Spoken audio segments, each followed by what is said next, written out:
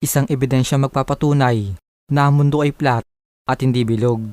Mga kaibigan, noong 1849, may isang English inventor at manunulat na nagangalang Samuel Robotham ang naglabas ng libro tungkol sa flat earth na pinamagatang Synthetic Astronomy. Dito niya isinulat ang mga ginawa niyang eksperimento na nagpapatunay na flat ang mundo. Isa sa mga sikat na ginawa niya na umani ng papuri at batikos ay ang Bedford Level Experiment. Ang eksperimentong ito ay kanyang ginawa sa Old Bedford River sa United Kingdom.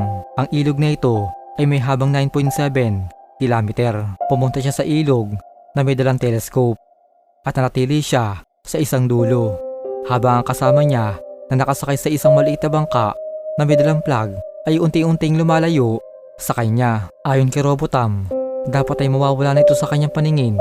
Ngunit pagdatingan ng bangka sa kabilang dulo ng ilog ay tanaw niya pa rin ito gamit ang telescope. Naglathala si Robotham ng isang pag-aaral kung bakit tila nawawala ang isang barko pag tinatanaw mo ito sa iyong mata sa karagatan. Ang sabi naman ng mga taong naniniwala sa bilog ang mundo ay dahil daw ito sa curvature o yung kurba ng mundo. Ngunit ang paniniwala naman ni Robotham ay dahil lang daw ito sa natural law perspective, dahil limitado lang ang distansyang kayang abutin ng mata ng tao at hindi ito dahil sa kurban ng mundo. Ang halimbawa niyan, pag tumanaw ka ng barko sa dagat habang tumatagal at papalayo ito ng papalayo sa isang dagat ay animoy naglalaho ito at lumulubog ito sa dagat, at dahil daw ito sa curvature ng ating mundo kaya hindi natin sila matanaw sa malayong distansya. Ngunit kung gagamitan ito ng telescope ay matatanaw mo ulit ito at makikita na patag at walang kurba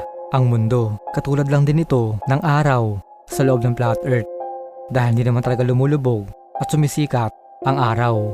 Dahil lang din ito sa perspective.